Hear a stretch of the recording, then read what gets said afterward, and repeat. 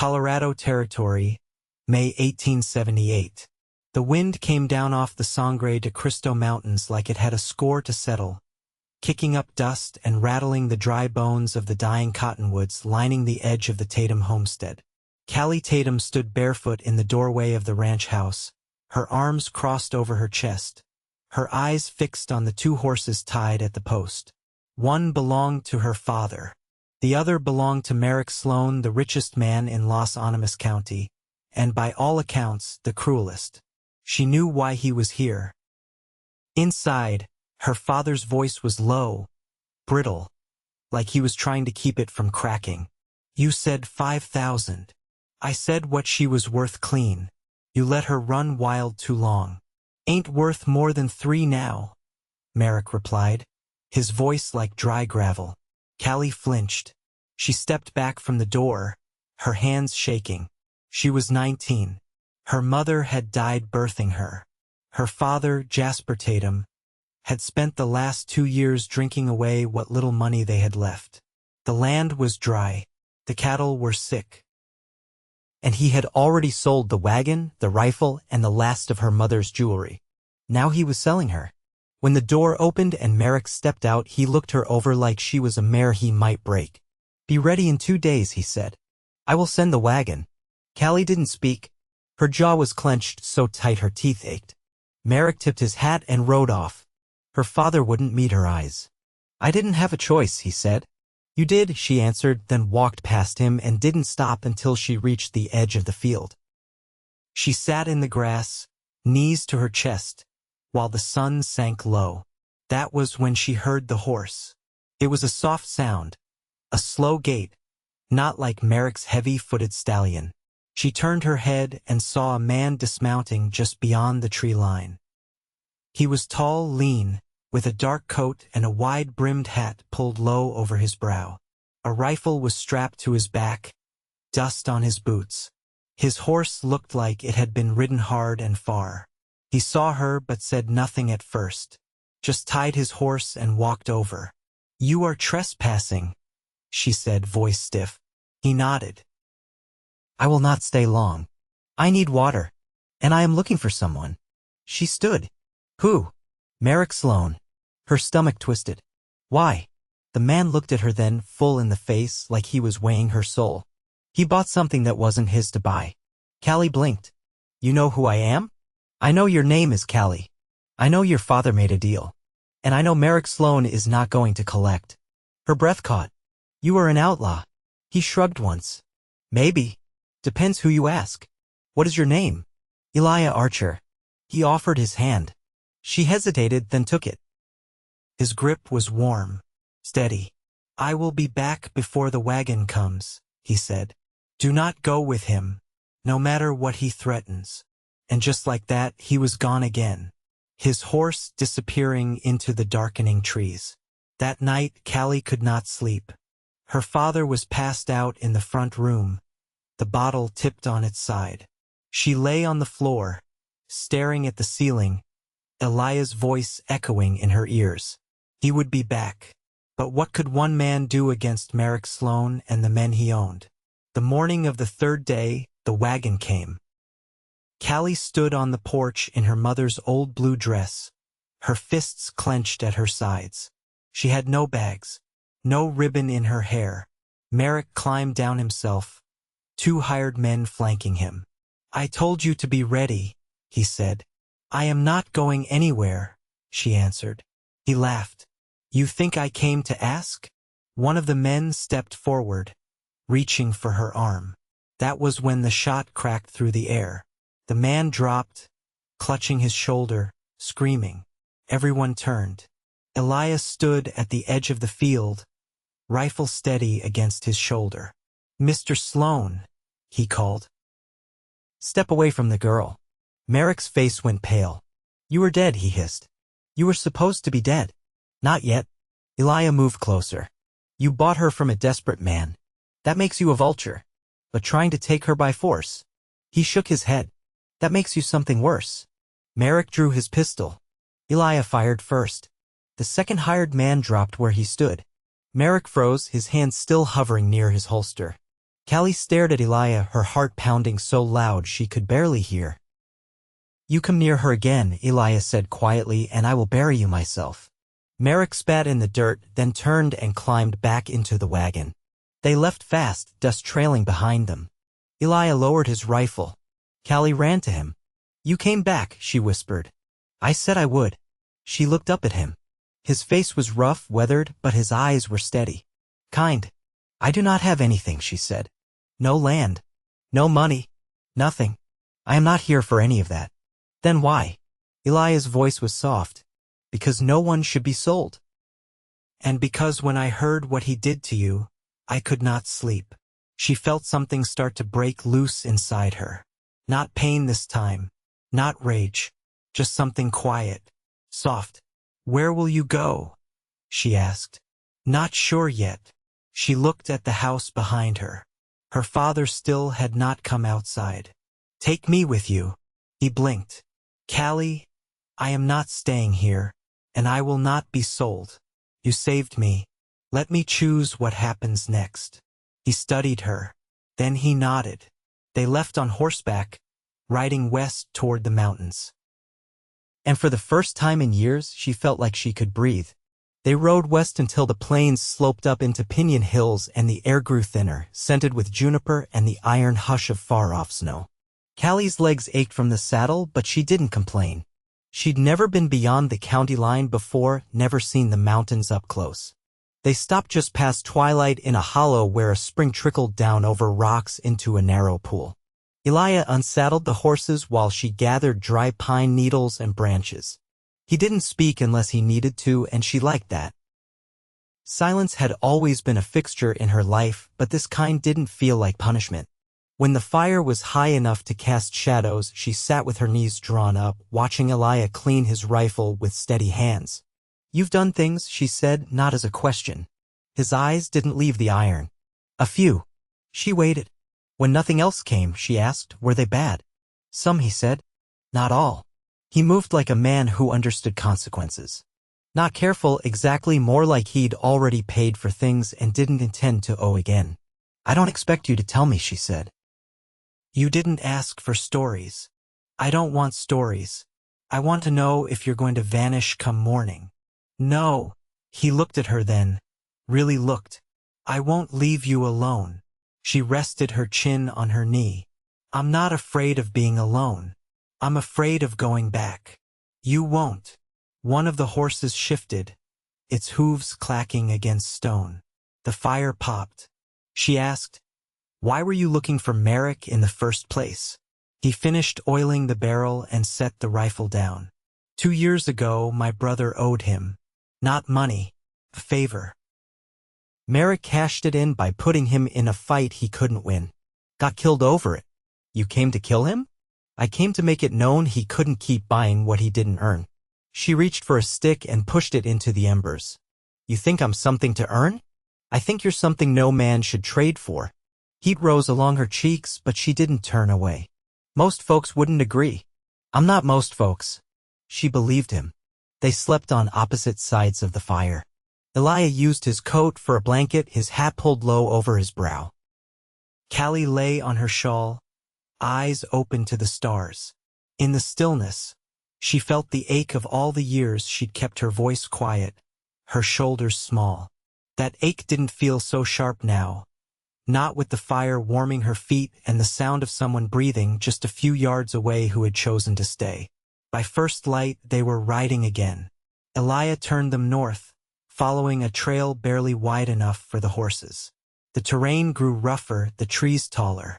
Around midday, they came to a small cabin tucked beneath a cliff face, its roof sagging, but the door intact. "Yours?" she asked. "Used to be," he said, "before everything went wrong." He pushed the door open, and a scent of dry wood and old earth rolled out. Dust hung in the air like memory. Inside, there was a stone hearth, a cracked table, 2 chairs, and a blanket folded in the corner. It felt forgotten, but not ruined. Kallie ran her fingers along the wall. "It's quiet here." He nodded. "Safe, too." She turned to him. "You planning to stay?" "I could," he said. "If you want to. I don't have anything to offer." He stepped further into the room. You don't owe me anything. That's not what I asked. His mouth tugged into something almost soft. I'm not good at asking for things. Then I'll ask. She took a breath. Will you let me stay with you? He met her eyes. Yes. They spent the rest of the day repairing the shutters and clearing out the ashes from the hearth.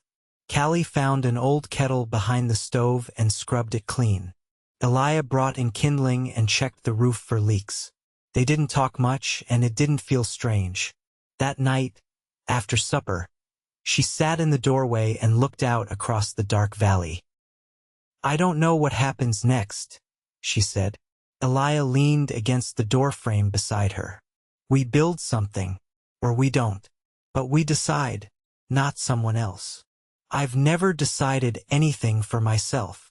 You did when you got on that horse. She turned her face toward his. You don't talk the way other men do. I never saw sense in saying what you don't mean. She reached for his hand. He let her take it. I'm not looking for rescue, she said. He squeezed gently. I know. She laid her head against his shoulder, and they sat like that until the moon rose above the trees. By early June, the wildflowers had crept up the slopes and the cabin had begun to feel lived in again. Eliah had patched the roof with bark and pitch scraped from the ponderosas. Kallie had traded a small brocade pouch her mother once tucked inside a drawer for a sack of flour and a jar of lard from a woman in a passing wagon. They didn't speak of the life behind them, not because it was forbidden, but because it no longer felt like it dictated the one ahead. Eliah came in just before dusk, the scent of river mud clinging to his boots. Creek's running full. Might be trout, he said, setting down the canvas sack he carried. Kallie looked up from the hearth, her sleeves rolled to the elbow, soap still clinging to her fingers. Were you always good at finding what you need? No, he said, but I got better once I stopped running from everything. She wiped her hands with a piece of sacking and leaned against the table. You ever think about starting new somewhere else? Somewhere no one knows your name. He reached into the sack and pulled out 2 tin cups, mismatched but whole. I used to think I needed to go far to be someone different. And now I figure I just needed to stop being what other people made of me. She stepped closer, watching the firelight catch the edge of his jaw. And what are you now? He didn't answer right away. A man who wakes up and doesn't feel hunted. That's enough for the moment. She nodded slowly, then gestured toward the pot warming on the stones. I boiled the wild onions you brought in. There's beans too. He washed his hands in the basin before sitting. You cook like someone who never got the chance. I didn't. But I watched. And I remembered. She ladled stew into the tin bowls. It's something I can shape with my own hands. I need that. He chewed in silence, the food simple but filling. After they finished, Kallie carried the bowls outside to rinse them in the rain barrel. The wind had shifted, bringing the scent of sage and a hint of distant smoke, not fire, not danger, but the trace of someone else's camp. She didn't flinch. That kind of fear had left her shoulders weeks ago. Eliah joined her under the porch's edge, watching the sky darken. You miss anyone? She took her time answering. I used to miss my mother, but now I just carry her. I don't think I miss my father, not the man he became. He didn't interrupt. I used to think I'd have to forgive him to be free of him, she went on. But maybe just walking away is enough. Eliah rested his forearm on the porch post. Sometimes letting go is the only clean thing a person can do. Kallie turned to him. What did you let go of? My brother's death. The idea that I could balance it. He looked out over the trees. I thought if I made Merrick pay, maybe I'd sleep easier. But it didn't feel like justice. It felt like more weight. Still, she said, you did right by me. I didn't do it for redemption. I know. They stood quiet, the barrel creaking beside them as the wind nudged it. Something had shifted between them, subtle but unshakable. Not gratitude. Not debt. Something older and steadier. I found wild flax near the creek, she said after a moment. Could spin some thread, maybe stitch a real curtain. You planning to stay long enough to need one? She looked up at him. I thought I might. His mouth didn't move, but his eyes did just enough to let her know he felt it too. The way 2 people could root together, slow and quiet. That night, she slept inside while he kept watch from the porch bench, rifle across his lap, not out of fear but habit. In the small hours, she stepped out barefoot, her hair loose against her shoulders. She didn't speak, just sat beside him and leaned her head against his arm. He shifted, careful not to wake her fully, and wrapped his coat around her shoulders. The stars wheeled overhead, slow and sure. And neither of them moved until morning. By late June, the days stretched long and golden, the air thin with heat and pine. Kallie stitched muslin sacks from an old feed cloth she'd found in the loft, filling them with dried mint and crushed yarrow. Eliah had shown her where to find the plants, how to spot the vein patterns in the leaves that marked the healing ones. He didn't speak much during their foraging walks, but he always moved slow enough for her to keep up, always waited when she crouched to feel the earth. That morning, the sun hadn't yet cleared the ridge when he walked in with a bloodied cloth wrapped around his left hand. What happened? Kallie moved from the stove without waiting for his answer. Steel trap, he said, lowering himself into the chair. Meant for wolves, not men. She unwrapped the cloth carefully. The gash wasn't deep, but the skin had split jagged along the palm. It's rusted, she said. You need to soak it. I will. She met his eyes. Now. Eliah didn't argue. She brought the basin to the table, added the boiled water and a pinch of salt, and waited while he lowered his hand in. He didn't flinch, but she saw the muscle along his jaw tighten. After a moment, he asked, "You ever think about what you'd be if you'd been born in a different place?" She dipped the clean strip of linen into vinegar and started wrapping it. "No. I think about what I can still become." "What's that look like to you?" She folded the linen edges smooth. "A woman who isn't afraid of her own choices. One who grows things. Who decides when to speak and when not to, and doesn't answer to anyone's temper." He nodded once, his hand still in hers. "You've already become her." Kallie tied the knot at his wrist and stepped back. "I want to learn to shoot." Eliah looked up. "What for?" "In case I need to protect what's mine." He stood slowly, testing the bandage. "All right?" That evening, they walked to a clearing behind the ridge where the trees gave way to rock and dust. He handed her the rifle, its stock worn smooth with years of use. She listened as he explained the mechanism, how to brace her shoulder, how to breathe before the trigger. Her first shot rang out wide, thudding into the dirt. She adjusted. The second hit bark. "Again," he said. She kept firing until her arms trembled. When she lowered the rifle, her expression was unreadable. "I never thought I'd hold one," she said quietly. "Only ever seen them in other people's hands. You're not someone else's anymore." She didn't answer. Just looked out at the fading sky where the last light made the ridge glow like old copper. The next morning, they found a letter nailed to the cabin door. Kallie pulled it down, her fingers stiff. The paper was rough, the writing jagged. Eliah scanned it silently, then passed it to her. "Your father's dead," he said. "Sloan's men came back. Took what was left." She folded the paper once, then again, and set it in the fire. Eliah watched the flames take it. "You want to go back?" "No," she said. "There's nothing to bury and no one to forgive." They didn't speak of it again. Later that week, they traded jerky and dried apples for a pair of goats from a passing couple headed east. Kallie built a pen behind the cabin, her hands blistered by the end of the second day. Eliah helped only when she asked, letting her figure the angles of the posts herself. That night, she leaned against the doorframe, watching the goats settle. "Was your mother kind?" He didn't answer right away. "She was strong.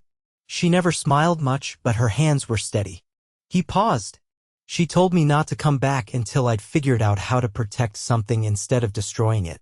Kallie studied his face, the way the firelight caught the lines around his mouth. "You think you've done that now?" "I don't wake up angry anymore." She stepped closer. "I think you've done more than that." Outside, the goats shifted in the straw. A coyote called out in the distance, high and thin. Eliah reached for her hand. "You still want to stay?" Her fingers tightened in his. "I want to build a life. Then let's build one." She leaned her forehead against his chest, and he wrapped his arms around her like it was the most natural thing in the world. They didn't speak again that night. They didn't need to. The summer settled into itself with a quiet, steady rhythm. Thunderheads rolled over the ridge most afternoons. leaving the air thick with the scent of wet stone and pine bark. Kallie kept the goats from straying too far down the slope and spent her mornings tending the small plot she'd cleared beside the cabin. Eliah's hand healed slow but sure, the scar tight across his palm now, pale against his skin. One morning, she found a broken horseshoe near the fence line, half buried in the loam. She turned it in her hand as Eliah came up from the spring with a bucket sloshing at his side. "You think this was yours?" she asked. He looked at it, too worn. "Might have belonged to the man who built this place before me. What happened to him? Left for New Mexico territory. Had a daughter with lungs that wouldn't hold the mountain air." Kallie brushed the dirt from the metal. "You ever think about having children?" His brow lifted slightly. "Don't imagine I'd have much to teach a child." She looked at him then, head tilted. "You've taught me plenty. That's different." "Why?" He set the bucket down. "Because you chose me. A child wouldn't get that choice." Kallie crouched and placed the horseshoe on a flat stone by the door. "Maybe what matters is how you treat someone once they're in your care.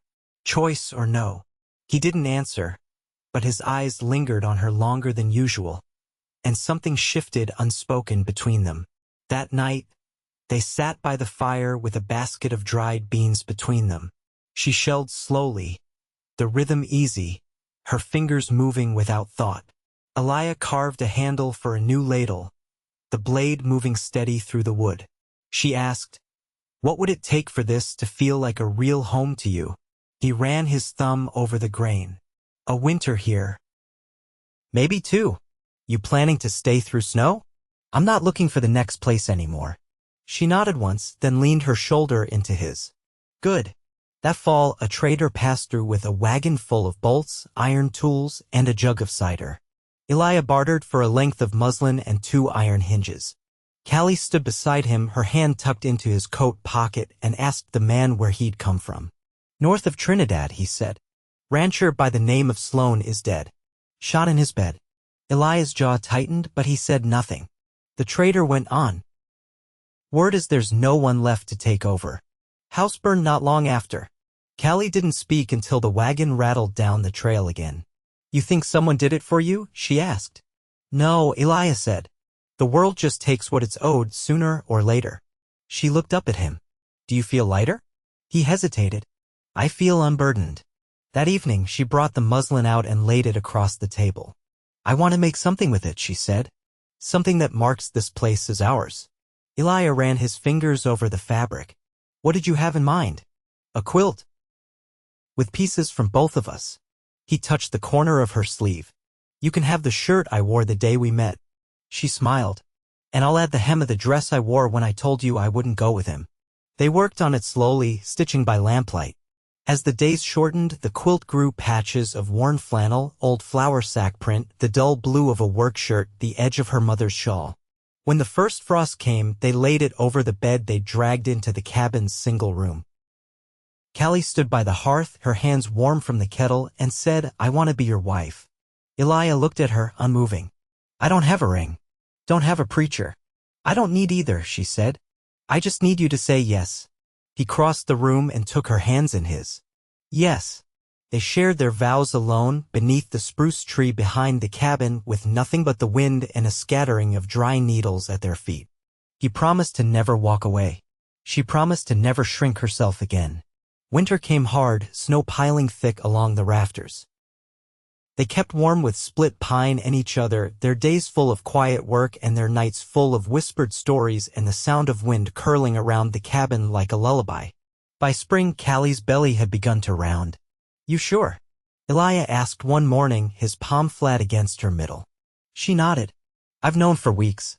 "You afraid?" "No," she said. "Not with you." They built a cradle from aspen, carved soft and smooth.